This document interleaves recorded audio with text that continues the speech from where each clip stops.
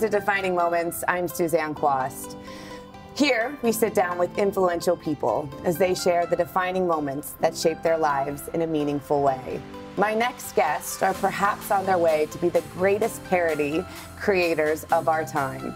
From their online viral content to their hit Netflix show, American Vandal, they're making us think and sparking thought-provoking conversations, all while telling poop and dick jokes.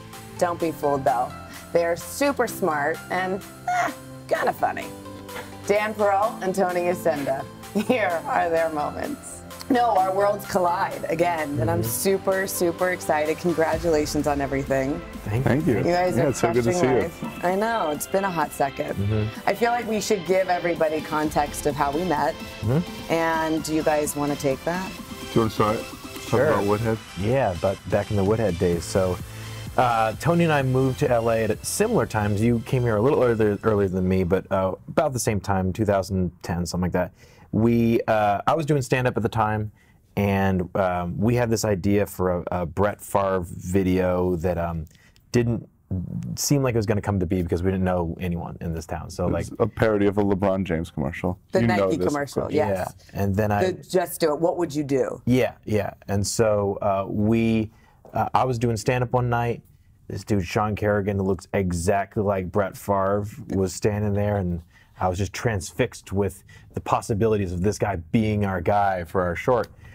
We did it, we shot it, went great, and then like kind of as a group, you know, we all, and you included, produced lots of content together for years, and then, and yeah, it was just like the most random but probably biggest meet that I ever made was meeting you guys in LA, and then just like it kind of dictated our careers and our career path. Did, yeah. I think it was Sean who was the one who was like, "Hey, we got something here. Let's go. Let's do another one." And then, so you helped. Like, it was really a four-man team. You, Sean, Dan, and myself making. We did that Civil War one with John Bernthal and Mark Pellegrino, and then we did Shark Pool, which was so good. and then we did what, like 7 or 8 overall, I think. And then how did you guys originally meet? Aside from, because you guys met in college, right? Yeah. And so what was the moment you guys met? And then what was the moment that you guys worked together and you were like, this is good? We met in the ground floor of a dorm at Emerson College, and I was doing a play with his, was PJ your roommate or just friend at that point? All right, so I was doing a play with his roommate, and I met like, I would say 4 of the most important people of my life. See, I have nights where I just like meet like the most important people of my life, just in one common meeting, whether it's Kerrigan and then you, or it's Tony and the McManus brothers. Do you know the McManuses? 100%. Yeah. Who wrote the finale of American Vandal, both Which was years, nominated for an Emmy. So they're Emmy nominated. Like, how cool is that to go around being like, put that on your resume? Yeah, in this dorm room. And then Brian Vanucci, who edits all the Little Dicky videos and all of our Woodhead videos back in the day. But I met them all in one night, and I think we went to BU that night. I remember throwing up and meeting Tony. Because you were so excited? Yeah, just because I was so excited that I threw up all the beer that I just funneled. But it was super fun. And then there was a short film college competition that Tony asked me to be involved in as an actor, and we just started. We did this a short called Coach, which is me as like this out of control youth basketball coach, and we did 2 of those and liked working with each other, and so we just kept it up. Emerson's a funny school because it's a bunch of like comedy nerds and film nerds. Like there's no like Greek life or anything like that. So Dan was kind of like a celebrity at the school because he was this weird comedy, the top of the best comedy troupe there. So people, I was a year younger, would be like, "How'd you get Dan Perrault to be in your shorts?" That's so cool. So you say comedy troupe, then you were like in an improv group? Yeah. Okay. It's weird because like we didn't have sports teams, or we did.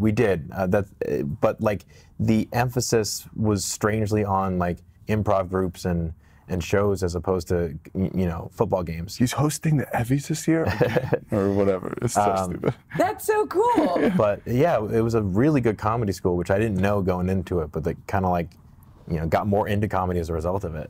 And were you guys, as kids, always making videos or acting, or did you always know that this was something you wanted to do? Yeah, I know my whole life. Well, Yeah, since I was like 8 years old, I knew I wanted to be a director. I guess quarterback for the Philadelphia Eagles would be, this is the backup plan. But I learned like pretty early on that wasn't going to happen. It's cool. I wanted to be the first woman in the NBA. It didn't happen. Well, what were your feelings when the WNBA started? Were you like, oh, this kind of makes my plan weird?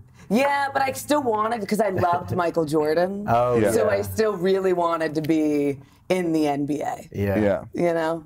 What about you? When you were a kid, were you acting and were you... Yeah, my brothers and I have 2 younger brothers, and we would do videos together all the time.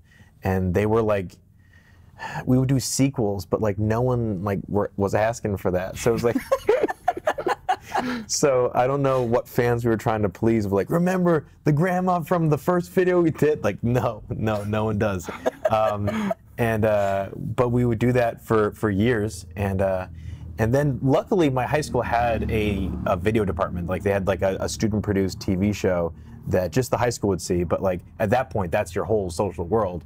And so like the stakes for that were high to me. Like I was like, I want people to care about my videos and like not sleep at homeroom and actually watch this. So I think that was the first time I got into like any film-centric stuff. Do you have any of those videos? All on YouTube, yeah. Oh wow, we need to like pull those up. We can, yeah. What about you? Were you creating videos, like, or directing people, like in your class? Yeah, or? since I was a kid, yeah. There were, in high school, my friends weren't really into it. Like now, I live in a circle where everybody has a script or they're working on something. But growing up, people were like, yeah, sure, Tony, I'll be in one of your movies. I guess the first one, when I kind of realized I wanted to be a director, I was 8 years old. I was like really into Karate Kid at the time, so I wanted to make this movie Karate War, which was, and I would play the Daniel LaRusso. Okay. And you know, in Karate War, it's this kid who's bullied, and then he trains to beat the bully. But mine was just me beating up the bully in every single scene. But there was one day where my parents took us to the lake, and I wanted to kick my friend Ethan Goldblum into the lake, and my parents were like, no, you can't kick him off the dock into the lake. He has clothes, and his mom's going to pick him up in 15 minutes. We got to think of something else. I was like, okay, well, what if I kick him, and then Ethan, you fall off and duck, but on the sand, and then Mom, you push this rock so we hear the splash and see water come up. And smart. It didn't work at all, but there was like, that was even, I think I like that more than even kicking him off. Like the idea of having my mom push the rock and trying to fool the audience with where the camera was. Like that's a job, right? And then I looked it up, and I'm like, yeah, film director, Steven Spielberg. That's so cool. So yeah, at like first and second grade, I knew. And then, then you guys paired. Then you guys came out to LA. And then did you kind of set it like the tone for what you were going to do? Because I know one of the things with Woodhead was juvenile humor executed in a professional manner. Yeah. Was that something that just over the years you guys developed this theme? I'm sure you've told Suzanne this before, but I think that Will Ferrell quote that you love is. Yeah, Will Ferrell, I think I was in college when I heard this, but he was on the cover of GQ or something like that, and Will Ferrell was in this like tiny bikini, and sexy. Yeah, but in the interview though, he says, "I'm not trying to look funny in that bikini. I'm trying to look good, and that's what's funny." So that kind of like unlocked this idea to me of like, oh, let's not try to be goofy because it's comedy. Let's like create ridiculous scenarios and stakes, but they're going to, the characters within them are going to act like this is just real life and be as honest as possible. And that's going to create the funniest result. So that kind of like, on my end, that was kind of my philosophy, and Tony's always had the same philosophy. And I mean, correct me if I'm wrong, but Tony didn't always see himself as a comedic director.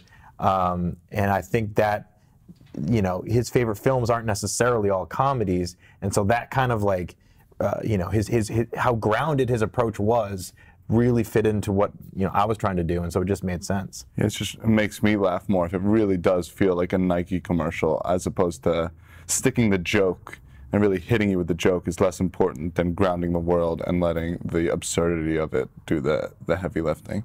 Well, and the Brett Favre thing, people say, you know, arguably is the best sports parody ever done. And it really was. It was genius. Yeah. And then the shark pool, and people legitimately thought that was a trailer, which everyone should go look up these videos. The shark pool was legitimately a trailer for a shark movie. We're like, how could they make a whole movie out of this? It looks like the stupidest movie ever. Yeah. There's a shark in the pool, but like you said, I think that goes to say a lot about your guys' style. Yeah. And then even for American Vandal, I started looking at all the comments on some of the interviews you've done, and some people were like, wow, I thought these were real cases. I thought these were real problems that needed to be solved. Yeah, our goal was, when we were pitching, we said, if your roommate's watching American Vandal, it'll take them like 10 minutes to realize that it's satire. But there are people who are like, I got 4 episodes in. But even like writers, like we've talked to people who are like in the industry, and they are, if you don't know the actors in the show, and we don't have too many super famous actors, you in theory could be tricked to think that it's real, especially now that we're trying to like incorporate real people into the show and real authentic actual experts in the interviews. Like, it makes sense why people would be a little confused sometimes. Well, and then I just found this out too, but in the second season, this the therapist, or what do we call him, a psychotherapist? What is his title? He's like a criminologist? Yeah, he's a criminal psychologist. He is a real person. Yeah. He is not an actor. Yeah. Right. And I was telling Dan before, I was watching him act, and I was like, and he had this blinking thing that he was doing, and I was like, wow, that's an interesting choice as an actor. Right. But no, now I hear that that is really, actually, that's what that guy does. Yeah, any of those things we could do to have you, because we feel like audiences watch reality and documentary with one side of their brain and narrative with the other, and anything we can do, any of the tricks you can play to have you like file certain things you're seeing in the reality or documentary column, I think makes our dick jokes and poop jokes a lot funnier. Right? It's all about the dick jokes and the puke jokes. And that first, or the second season, the puking scenes, or not the puking, I'm sorry, the pooping scenes were very vulgar. They were very shocking. And then I heard that was on purpose. Yeah. Why was the pooping needed to be so severe? Well, we wanted it. It's a dark crime. It really is. Like, the stakes are high. What happened in the school is really horrific. So we wanted to paint the stakes honestly. We do think, like, a lot of our favorite true crime documentaries, they will start with like a really brutally murdered body, and you see blood all over an apartment. It gives you that same sort of visceral reaction where you want to look away. It's really dark, but then now we have to know who did it. But I laughed through that whole sequence too, though. It's so absurd.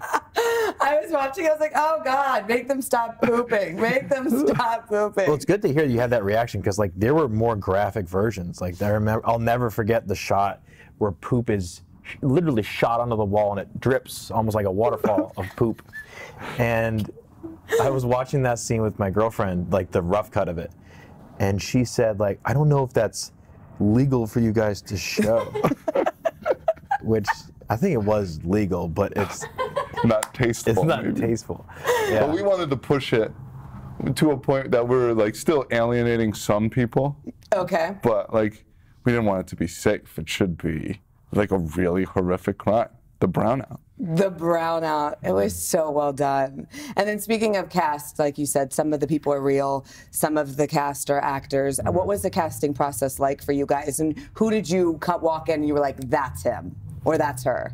Well, I've often said that I think the toughest part to ever cast was Kevin, because it's asking so much of an actor in that he's a weird kid, but he's a kid that, as we learn throughout the season, he's kind of chosen to make it look like he doesn't care about how people consider him. Like he's kind of crafted this personality where he's presenting himself as someone who doesn't give a shit about what other people's opinion is on him, but we learn gradually, well, there might be more to it than that. So it's kind of a multi-layered character that's hard to ask for someone at such a young age, because of course, you know, we're looking at kids as young as 17 for a role like that.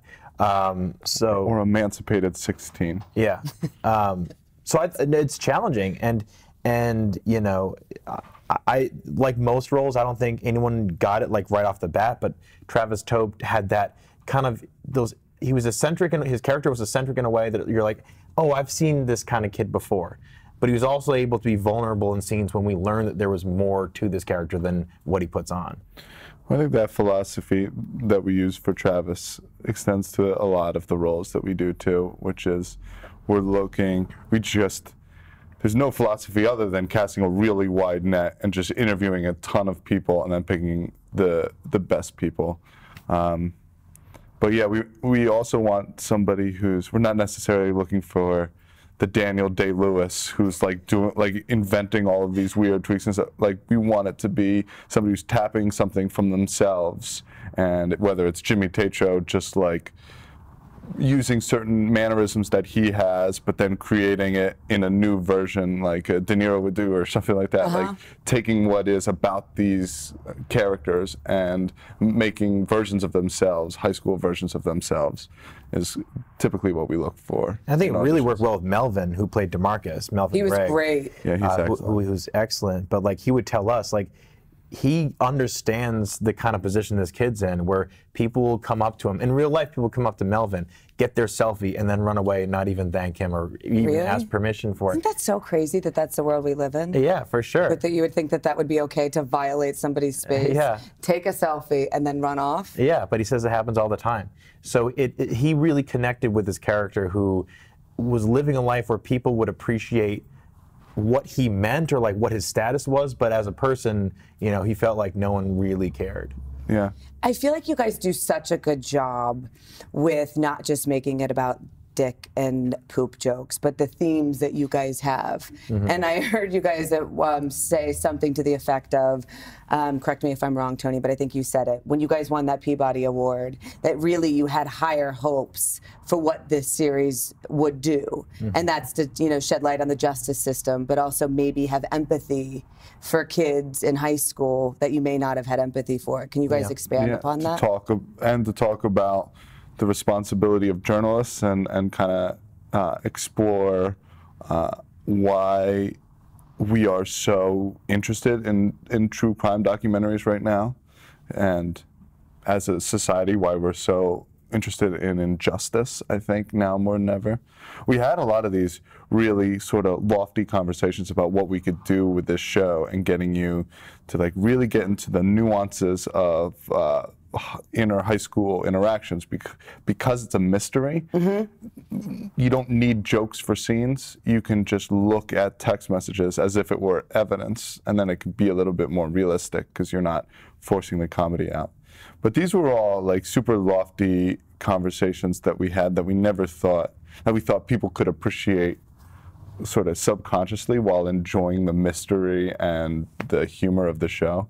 But the fact that it's like there's so many think pieces from people way smarter than us talking about how we tackle the justice system and how we tackle adolescence in the modern age has been surprising. You know? Did you guys interview a lot of teenagers to really get a better grasp of that? I mean, you guys aren't that old. It's not like, you know, you guys are grandpas over here, but did you have conversations with kids? Yeah, and it's funny you said you're not that old, because there is truth, and but we are also, like, things have changed so much. But I also think so much is still the same. And what do you mean? There's, for instance, I remember watching like Breakfast Club or even like Mean Girls or something, and being like, the jocks, and there's the nerds, and there's the pretty girls and the emo kids. It was, my high school experience wasn't quite as delineated. It was more of a melting pot. And from what I've heard, that's even more true going forward. That it's kind of lame to be like, hey, we're all the emo kids. Like, it's about individuality. If you have your Instagram, you shouldn't be exactly like your friends. And it's not cool to just like take the nerds' lunch money. Like, bullying is so much different, and that wasn't familiar to me too. So there were these things that I remember from high school. And I also remember watching content in high school, and every time there was like 30-year-olds trying to write kids, and they're using like the catchphrase of the day. So we made a rule to like, we'll use stuff. Hey with 2 Y's is kind of as far as we go, but we don't use like bay or like things that kids do use, but it would be stuff that I would roll my eyes at if I was a kid. But we do interview a lot of kids too. We try to keep it 100, and that's what we learn. You try to keep it 100? Yeah. That's what does that mean? Like 100% real? That's what the kids do, and because I'm kind of like a younger guy, I just know that stuff.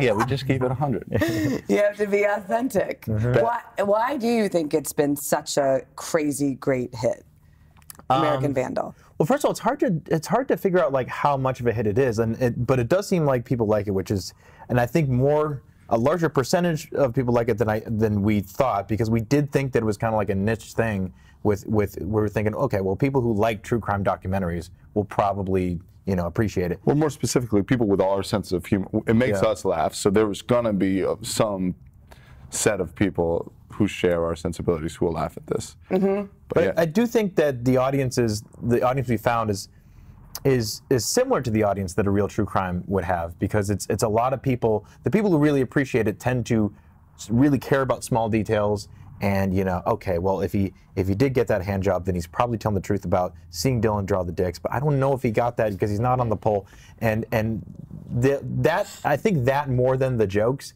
is what gets people onto the show. And so I would like to think that we have some crossover with the type of audience that these real true crime docs get. So I think that's it. I think like we try to be as detail-oriented as possible so that it's rewarding to people who really want to treat this like it really happened. And we just have a team of people that is so detail-oriented and specific in every scenario that it's just been a really good team effort.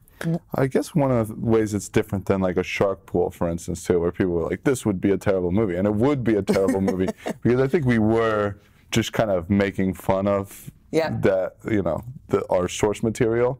But we love Serial so much. Making a Murderer, binged in a weekend. 100%. The Jinx is one of the most exciting pieces of television I've ever seen. Like, we really do love those. So it's not coming at a place where we're making fun of them. I think that would have alienated people too. Instead, we have that engine that, like, I cared so much about whether or not Adnan did it, and I'm trying to help Sarah figure it out. And it was so inclusive, and we wanted to do the same thing with like our mystery and really bring people along. And we weren't sure if people would, but I think because we stayed so true to what was so great about the stuff we're satirizing, it works. Did you guys have a moment when it came out where you're like, please like it? Or were you nervous? Or was it like, we're really proud of this, so whatever happens is whatever happens? It's kind of the approach I like to take, where like, the best we can do is just our hardest work, which we feel like we did. I mean, that was, both seasons were kind of like our lives and really took over for a year. And like, we put everything into it that we could. We tried to make content that would make us laugh, that would entertain us. And at that point, you just done that's all you can do. So I think the more you just focus on making the best stuff for you, the stuff that entertains you yourself, the less worried you'll be about how other people see it. I got nervous. I very much had that philosophy. I was like, well, either they're gonna like it or they're not. And Netflix has so much content that if nobody, most of their shows you haven't even heard about because they're doing. So if it'll find an audience of people who like really like it because it's such a weird show, and I knew we did something unique. And if people don't like it, people won't even hear about it. So it won't be a big deal. But then when the trailer went viral, then I got a little scared. I'm like, oh, if a lot of people see it and a lot of people hate it, that would be a bummer. But if a lot of people see it and a lot of people love it, then then we've scored. Well, that's what I was actually more nervous to season 2, because like people generally like season 1, so I was like, okay, we got that. But really, that's all the TV we've ever done. We had never worked in TV before that. So if season 2 comes out and people are like, I'm not feeling this one, then we look like one-hit wonders. Yeah. And then maybe it becomes like, well, the season 1 cast was great, but clearly the guys who put it together aren't good because this one isn't good. So I was thrilled when people were generally into season 2, because I think people have more confidence that we can make this a repeatable format.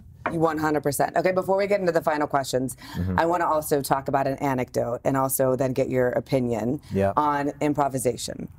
Because I know that you guys have said for comedy purposes, you're not necessarily always a fan of improv, but in terms of creating a documentary, you were. And for you guys out there, we did Timmy Muldoon and the Search for the Shadow Eyes Bandit. And I remember we had Cuba Gooding Jr. on set, and he was improving. He's a genius. He's amazing and super talented, obviously. And at one point, he was improving so much that Tony was like, excuse me, could we just maybe try a take where we just say the text as it is? And I remember thinking, this kid has balls, but like in the best possible way. So can you talk to me a little bit about improving on this set and what that looks like? Because you guys are, I feel like, very word particular people. You're smart. You want it to be said as is. Well, that was a big learning experience for me too, because it's a Academy Award winning actor, and I had a very clear vision for what I wanted this short to be, and it is very sort of, it had to feel like it was written on the page by a 10-year-old. Yes. So Cuba improving sometimes feels like he's playing this villain, this kingpin villain, but if it didn't feel like those words were written on the page by a 10-year-old, it didn't work for the bigger piece. But it was a real learning experience, because I just remember talking to myself, like, all right, act like you've been there before, Yacenda. Like, he's no different than any other actor. But you and Sean had such good advice to me afterwards, too. It's like, yeah, he's no different than any other actor, but in also that he needs direction and positive, like, when he was great, say you were great. Yeah, and an actor wants to hear that. I wanted to pretend like I wasn't blown away by his talent in a weird way that ended up being counterproductive. Or I could have been like, fucking right, Cuba Gooding Jr. Can you believe he did that? So that was some of the best advice I ever got from you guys. But it was, and going forward, I've tried to use that more. 100%. And that really wasn't what I was saying. I was just saying more from an improv perspective. Like for this show, is that something you guys, and you do encourage it, right? Yeah, it's a project by project thing. Like that is one that was, the conceit was that it was written by a 10-year-old. 100%. And this one, the conceit is that it's not written at all. So if it ever feels like it's too written, we have to go to the improv take. So we don't use improvisation on Vandal as something that's like, okay, we shot the scene and now let's pitch on all jokes or punchlines for these bits. Our gag reel is not like an Anchorman gag reel. Our gag reel is very, like, often very unwatchable, because we're just stumbling through scenes like documentary footage. Their outtakes are often unwatchable because you're just filming stuff for really long runs of time. But it allows you to pick these moments of where there's these blemishes and moments of spontaneity that feel like they could have never happened if it was, the camera was in the precise moment at the precise time. And yeah, I love when people screw up, actually. It sounds dumb, but it's like when in some stutters and kind of like you see the gears turning on how they're gonna say it, like that would happen if we were interviewing you for the first time and this wasn't scripted at all. You're right. And we're actually speaking about a real crime. And so like there were actors in season 2 especially who were, you know, a lot of kids we worked with, and in some cases this was their first project. And if there was a slight little screw up or blemish, as he said, like, we love it. Like, that's actually, if you put a 14-year-old in front of a camera and started interviewing them for a Netflix documentary, of course they're going to be a little nervous. Yes. And so it's actually kind of fun to include some of that stuff. Got it. Dan, are you going to act in, if there's a season 3? I would. It's always a possibility. My thought is, like, I'm always down and excited to do that, unless someone is definitely better than me. So like, if it's a tie, I think the tie goes to me. But if it's like, or maybe like, if the other person is, maybe we're 51% that person, 49% me, maybe it still goes to me. We'll give it to you 55. Well, I feel like you guys are the creators. You like, you've earned the right to maybe throw yourself a bone. Right. So it's harder than you would think. We'd love to get you in front of the camera. Yes, you hear it here. But it's hard. Like, who were you in a high school? Yeah. What is the most difficult decision you've had to make to fulfill your greater purpose? Ooh. You first. All right, the most difficult decision to fulfill my greater purpose. All right, I think I have an answer to that question that's hopefully applicable to other people. I think, there's not two definite paths to getting to what we do now, but I have seen two common paths. One of which is like, in order to create a show or be really in front of the camera as your career, obviously it takes a lot to get there.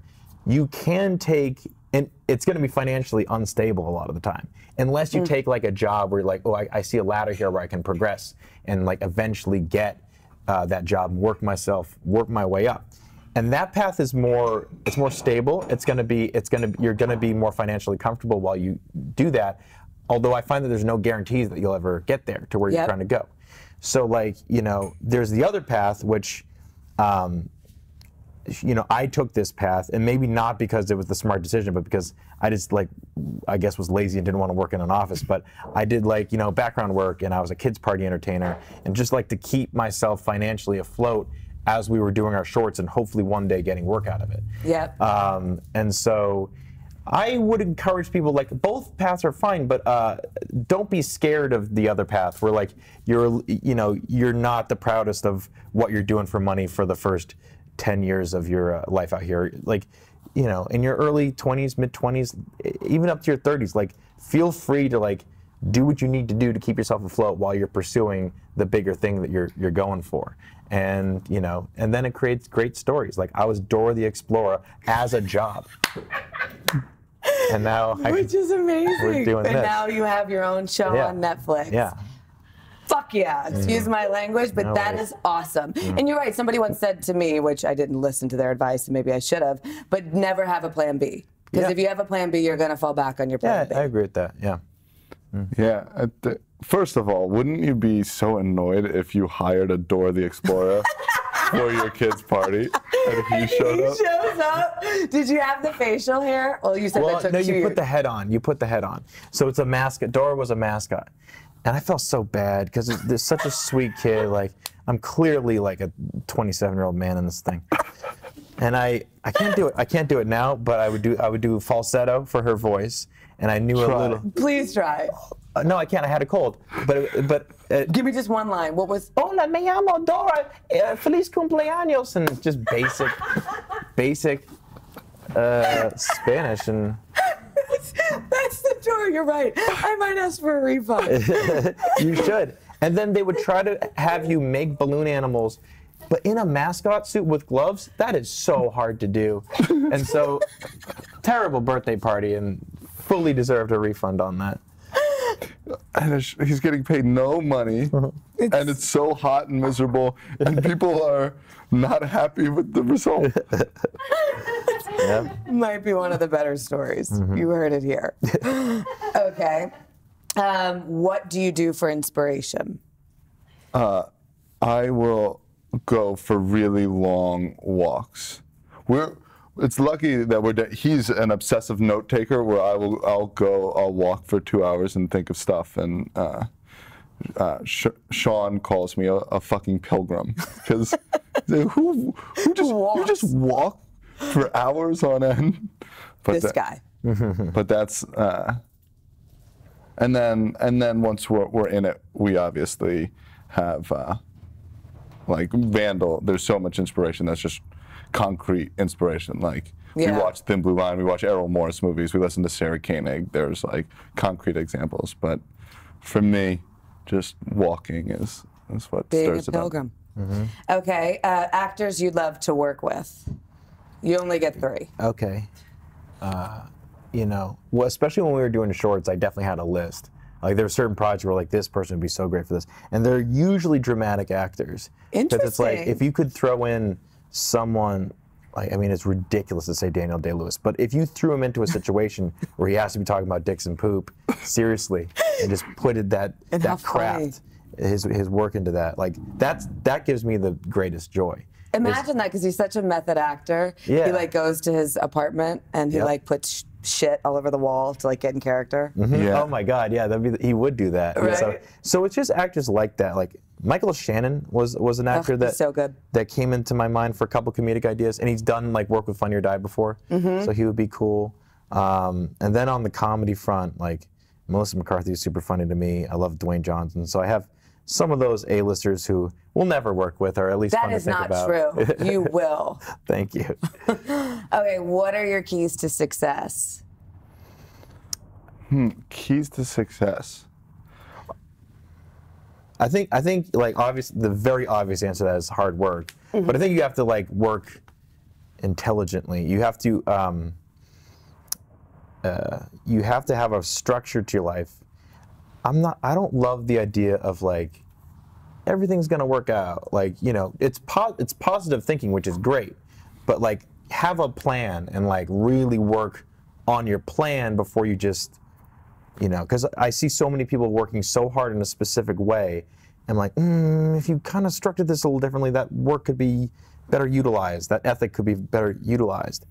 That's kind of vague, but it's just like, you know, for us it was let's make as much content as possible to sort of serve as a proof of concept for what we can do. And so that was our plan. And then, you know, for me as a comedy person, I was like, even on top of that, I want to have a sketch group, and I just want to be like, put myself out there as much as possible.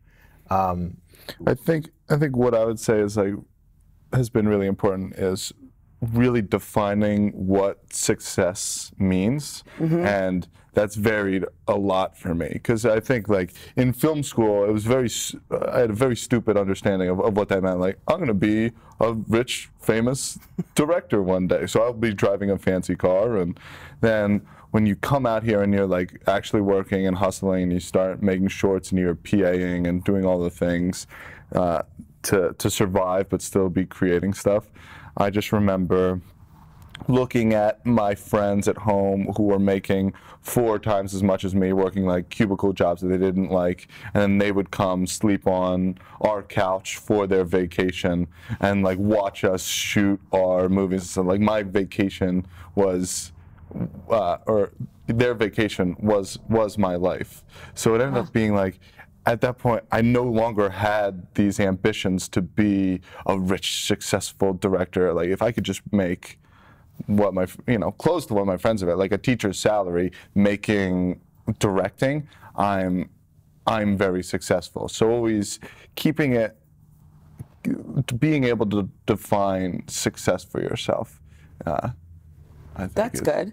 It's very important. And then if you guys could define the legacy you want to leave behind in just a couple of words, what would it be? For me, I love people who are kind of sneaky with how, like, oh yeah, I love that movie. I love that movie. That was great, that was great. And then you realize, like, oh, he was involved in all of these? That's cool, as opposed to somebody who's, you know, I'll be heartbroken when Tarantino dies because he's fucking Tarantino. Of course. But there's, you know, guys like Harold Ramis, or where you just go, man, yeah, he did so many of my favorite movies, and it would be cool to leave a legacy like that where people can just read a list and go, yeah, your fingerprints are on the wall. I had so many hours of enjoyment that he was involved with. What about you, Dan? The words thing, like what words do I want to define me when I'm... What is the legacy you want to leave behind in a couple of words? Okay. And can you do it in Dora's voice? No, I can't. Well, I do want to be the best male Dora that there's ever been. So I think that's the I believe in thing. you. That's the main thing right there. I think, like, aside from the career thing, like, I would hope that I've helped people along the way. I would hope that, you know, that I've been more a positive influence on the world than neutral or negative. So that's kind of that's an end goal of mine, is to help people. I have liked being. I've never, I guess, been a teacher, but I was like a camp counselor for years, and that was fun to me. So something in a sort of like mentor capacity would be nice to do, in addition to like feeling like I accomplished stuff. So yeah, that's nice. That is nice. So you're going to start your mentorship program now, and it all started right now, here. It all started here. Yep. Put your email out. Right? All right. I could get my junk email. Like, that would be fine. I don't mind. You're already a terrible mentor. You're giving them the email you know you won't check. Yeah, that's terrible. In your junk mail. Yeah. Sorry, we'll cut this part. Yeah. You guys, seriously, this was awesome. Yes, it was. Yeah, Thank you for having Really, us. So good seeing you. thank you for coming here. Amazing.